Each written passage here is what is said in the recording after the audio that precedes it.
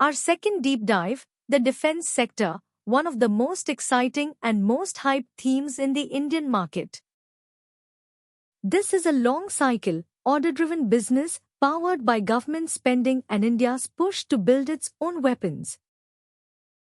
That makes it very different from a bank or an IT firm. It has its own language of order books and indigenization. We'll cover the fundamentals unique to defense, the technicals, the strategies, and, importantly, the valuation risk after a huge rally. First, why defense is a genuine structural theme, not just a fad. 4 forces. 1. Record government budgets. The Union Budget for 2026 to 27 set aside 6.81 lakh crore rupees for defense, up 13%, with a capital outlay, the money for actual equipment, of 2.19 lakh crore. 2. Indigenization. India now reserves over 500 defense items to be bought only from Indian manufacturers, has raised the minimum local content rule to 60%, and targets 75% homemade by 2029. That structurally protects domestic order flows. 3. Exports. Defense exports have exploded from under 700 crore rupees in 2017 to over 21,000 crore by 2024, with a 50,000 crore target ahead. 4. Geopolitics. A tense world keeps defense spending and investor attention high. That's a powerful, multi-year tailwind. Now, how do you actually analyze these companies? Defense has its own special metrics, and the first one is everything. The order book, the total value of confirmed, signed orders a company has yet to execute. A large order book means visible, locked-in future revenue. This is the single most important number in the sector.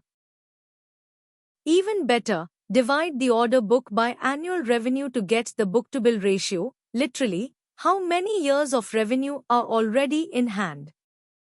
Bharat Electronics, for example, carries an order book around 76,000 crore rupees, roughly 4.5 years of visibility. That is a fortress. But a big order book is worthless if the company can't deliver. So watch execution. Can they convert those orders into revenue on time? Track the EBITDA margin and their historical delivery record. And watch working capital. Defense projects run for years, which locks up enormous cash in receivables. A company can show fat profits on paper while starving for cash, so follow the cash flow, not just the profit line. Now the technicals for defense, a momentum-heavy, event-driven sector. There is a dedicated sector index, the Nifty India Defense Index, but note it's concentrated. Hindustan Aeronautics alone is about a quarter of it, with Solar Industries, Mazago Dock, and Bharat Forge making up much of the rest. So the index can be moved by a few giants. It is a strong momentum sector. It has delivered spectacular runs. But remember the lesson from options, momentum can crash hard and fast after a big move. What went vertical up can go vertical down. The catalysts are events, the budget, order win announcements, and geopolitical flare-ups. These stocks often spike the moment such news hits. And expect high volatility. Use wider stop losses if you trade them, and never, ever chase a vertical, news-driven spike. That's exactly where latecomers get trapped. So how do you invest in defense sensibly? 4 strategies. First, treat the leaders as long-term order book compounders, companies with huge, growing order books and a proven ability to execute. Hold them for the multi-year theme. Second, and this is vital here, buy the dips, not the hype. Accumulate quality on market corrections, not on the day a big order or a war headline sends the stock vertical. The news is already in the price by then. Third, if picking single stocks feels risky, a Nifty India Defence Index Fund lets you own the whole theme, spreading the single company risk. Fourth, mix your exposure. The public sector giants like Hindustan Aeronautics and Bharat Electronics for scale and stability, and select private players for niche, higher growth stories. The theme is real and long.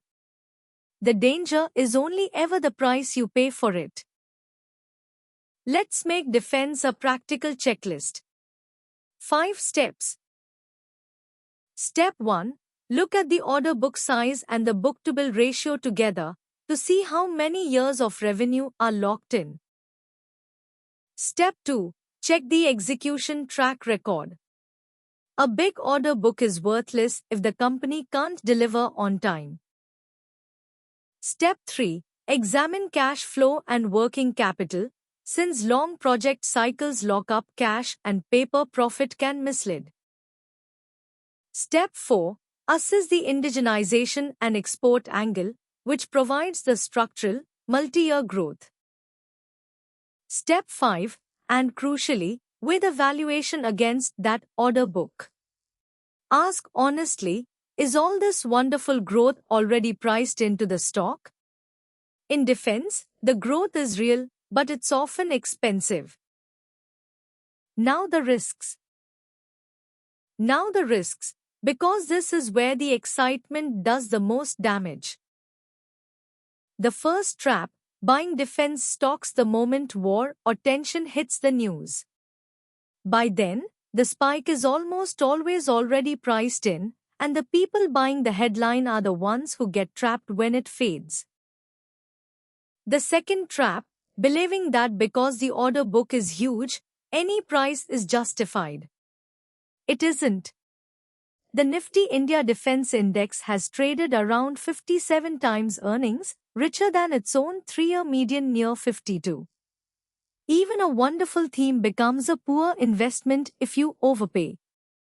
Valuation always matters. The third trap, assuming strong profit means a healthy company. In this sector, long project cycles lock up cash, so weak cash flow can hide behind healthy-looking paper profit. Always check the cash. Love the theme, but respect the price and the cash. That is how you win in defense. The defense sector, gathered up. It's a genuine structural theme. Record budgets, indigenization, and rising exports give it a multi-year tailwind. Analyze it with its own metrics, the order book, the book-to-bill visibility, execution ability, and, crucially, cash flow, since long cycles lock up money. On the chart, it's a concentrated, momentum and event-driven sector, so beware chasing spikes. In strategy, hold the order book compounders and buy dips rather than hype, because the one real danger is overpaying after a huge run. Finally, our third sector, technology.